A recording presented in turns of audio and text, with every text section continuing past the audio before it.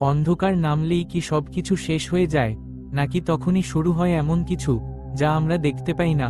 স্বাগতম আপনাদের হরর জোনে, যেখানে প্রতিটি গল্প লুকিয়ে আছে ভয়, রহস্য আর অজানা সত্য।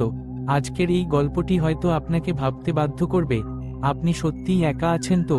রাতের নীরবতায় যদি হঠাৎ কোনো শব্দ শোনেন, অথবা কেউ যদি আপনাকে অন্ধকার থেকে ডাকে, তাহলে কি আপনি সাড়া দেবেন? সাবধান, কারণ কিছু ডাক আছে যেগুলোর উত্তর দিলে ফিরে আসার পথ থাকে না।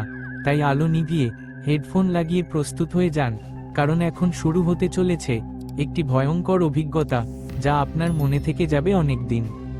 শহরের এক পুরনো এলাকায় একটা সরু গলি ছিল। দিনের বেলায় গলিটা সাধারণ মনে হলেও রাত নামলেই পুরো জায়গাটা অদ্ভুত নীরব হয়ে যেত। গলির শেষ মাথায় একটা ছোট দোকান ছিল। দোকানটার কোনো নাম ছিল না। সবচেয়ে অদ্ভুত বিষয় হলো, দিনের বেলায় কেউ দোকানটা খোলা দেখেনি, কিন্তু রাত 1টার পর দোকানটায় আলো জ্বলে উঠত। লোকেরা বলতো, ওই দোকান থেকে কিছু কিনে আনলে তার মূল্য শুধু টাকা দিয়ে শোধ করা যায় না। সাইম একজন ডেলিভারি বয় ছিল। এক রাতে কাজ শেষে বাড়ি ফেরার সময় তার মোবাইলের চার্জ শেষ হয়ে যায়। চারপাশের সব দোকান বন্ধ। হঠাৎ সে দূরে একটা আলো দেখতে পেল। গলির শেষ মাথায় সেই ছোট দোকানটা খোলা। সে অবাক হয়ে ভেতরে ঢুকল। ভেতরে একজন বৃদ্ধ বসেছিলেন, সাদা দাড়ি, কালো পাঞ্জাবি। বৃদ্ধ ধীরে বললেন, কি লাগবে? সাইম বলল, একটা মোবাইল চার্জার আছে? বৃদ্ধ হাসলেন, সবকিছুই আছে। সত্যি? কয়েক সেকেন্ডের মধ্যে বৃদ্ধ কাউন্টারের নিচ থেকে নতুন চার্জার বের করে দিলেন। দামও খুব কম। সাইম টাকা দিয়ে বেরিয়ে এল। বাড়ি ফিরে চার্জার লাগাতেই মোবাইল চালু হয়ে গেল। কিন্তু পরদিন সকাল থেকেই অদ্ভুত ঘটনা শুরু হলো।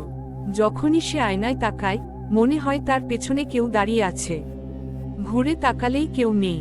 রাতে ঘুমের মধ্যে সে শুনতে পায়, মূল্য এখনো বাকি আছে।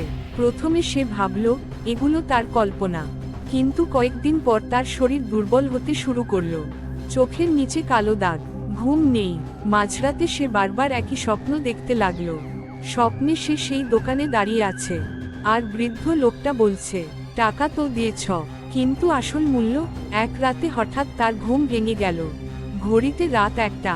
তার ফোনে একটা মেসেজ, অজানা নাম্বার থেকে লেখা, দোকানে ফিরে আসো। সাইম ভয়ে ফোন বন্ধ করে দিল।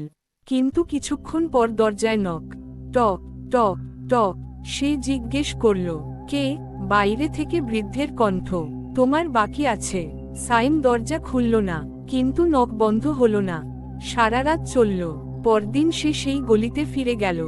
কিন্তু আশ্চর্য, গলির শেষ মাথায় কোনো দোকান নেই, শুধু একটা ভাঙা দেয়াল।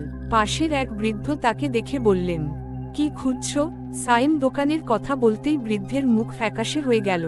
তিনি ধীরে বললেন, ওই দোকান 20 বছর আগে আগুনে পুড়ে গিয়েছিল। দোকানদারও মারা গিয়েছিল। তারপর থেকে মাঝে মাঝে রাত 1টার পর কিছু মানুষ দোকানটা দেখতে পায়। সাইমের শরীর ঠান্ডা হয়ে গেল। সেদিন রাতে আবার সেই স্বপ্ন। এইবার বৃদ্ধ লোকটা হাসছিল, তার চোখ দুটো পুরো কালো। আজ শেষ দিন। রাত 1টা বাজতেই ঘরের লাইট নিভে গেল। দরজাটা নিজে থেকেই খুলে গেল। বাইরে সেই গলি, আর দূরে দোকানটার আলো জ্বলছে। বৃদ্ধ দরজার সামনে দাঁড়িয়ে, হাতে সেই চার্জার। তিনি ধীরে বললেন, চলো, এবার আসল মূল্য দাও। পরদিন সকালে সাইমের পরিবার তার ঘর খালি পেল। সেই নিখোঁজ। শুধু বিছানার ওপর পড়ে ছিল সেই নতুন চার্জারটা।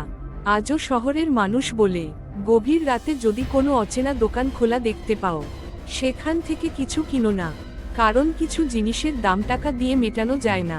আর একবার যদি সেই দোকানের ক্রেতা হয়ে যাও, তাহলে একদিন না একদিন তোমাকে ফিরে যেতেই হবে। ভূত। আজকের এই ভয়ঙ্কর গল্পটা যদি আপনার ভালো লেগে থাকে, তাহলে ভিডিওটা একটা লাইক দিতে ভুলবেন না। আর আপনি কি কখনো এমন কোনো অদ্ভুত বা ভয়ঙ্কর অভিজ্ঞতার সম্মুখীন হয়েছেন? তাহলে কমেন্ট করে আমাদের জানান। এই চ্যানেলে প্রতিদিন এমনই নতুন নতুন ভয়ঙ্কর গল্প শুনতে চাইলে এখনই সাবস্ক্রাইব করুন, কারণ পরের গল্পটা হয়তো আপনার সাথেও ঘটতে পারে। ততক্ষণ পর্যন্ত সাবধানে থাকুন, আর অন্ধকারে একা কোথাও যাবেন না।